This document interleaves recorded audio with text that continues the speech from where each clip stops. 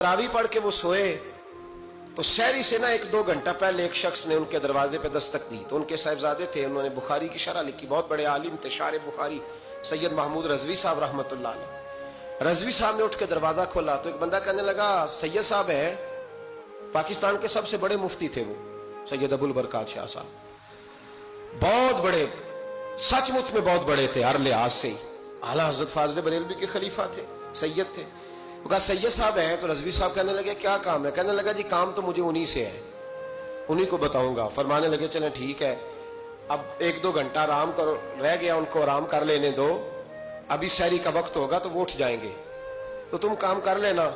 कहने लगा यार अभी मिल जाते तो चलो ठीक था। इतनी देर में सैयद साहब की आंख खुल गई, सुन लिया कि मुझे बुला रहा है, करीब ही आप सोए हुए थे, उठ के तशरीफ लाए। फरमाया हाँ बेटा बताओ कैसे आए? कहने लगा उसने एक मसला पूछना था। फरमाया पूछो।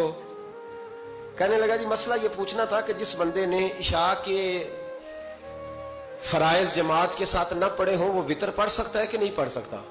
तरावी के बाद वितर होते हैं ना जमात के साथ, तो पढ़ सकता है कि नहीं? तो सैयद साहब फरमाने लगे जिसने फर्ज नहीं पढ़े बेहतर यह है कि फिर वो वितर भी जमात के साथ न पढ़े, लेकिन अगर कोई पढ़ भी ले तो उस पर कोई फतवा नहीं, कोई हुक्म नहीं, बेहतर है कि न पढ़े। तुम्हारी बात हो गई? कहने लगा हो गई। आप तशरीफ ले गए। अल्लामा रजवी साहब कहते हैं हजरत साहब अंदर चले गए तो मुझे उस बंदे पे बड़ा गुस्सा आया। मैंने उसको कहा कि कौन सी क़यामत आने वाली थी अगर तू ये सवाल फजर में पूछ लेता था? क्या मसला था? कुछ लोग करते हैं तंग, इसमें कोई शक नहीं, तकलीफ देते हैं। वो बात जो हो सकती है अपने टाइम पे उन्होंने उसी वक्त पूछनी है जब उनको याद आ गई। मैंने कई दफा हदीस सुनाई है कि एक सहाबी को नबी पाक सल्लल्लाहु अलैहि वसल्लम ने, सरकार ने फरमाया कि जब इसका इंतकाल हो जाए तो मुझे बताना। सहाबी भी नौजवान थे, 14-15 साल उम्र थी। उन्होंने पता अपने वालिद साहब को क्या कहा?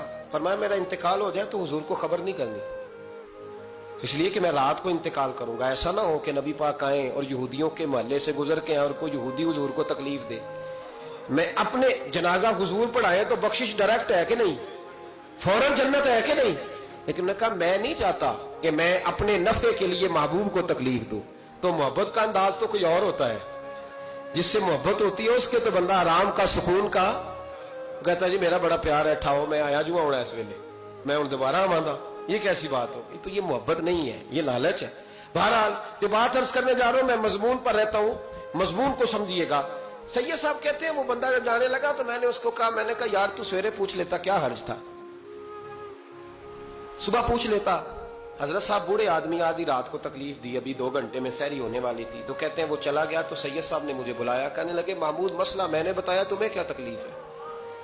और फिर फरमाने लगे मेरा दीन मेरा मिशन है, मेरा दीन मेरा मिशन है। शुक्र करो किसी ने बात पूछी तो है ना। और अगर कोई मेरे दीन के मामले में कोई बात करने आता है तो मैं उससे उकताता नहीं हूं। तो जब इंसान राजी बिर्रिज़ा रहने लगता है ना, फिर वो हर रोज नमाज पढ़ के तकलीफ नहीं उसे होती। फिर रोज दुरूद शरीफ पढ़ के वो ये नहीं कहता कि चलो 2-4 छुट्टियां भी कर लो। फिर रोजाना तिलावत करके उसे कहीं दिक्कत महसूस नहीं होती, क्योंकि अब वो चाहता है कि जिस हाल में मेरा रब और रसूल मुझे रखेंगे, जो हुक्म देंगे, मैंने उससे कोई तंगी महसूस नहीं करनी, मैंने उसके मुताबिक चलना।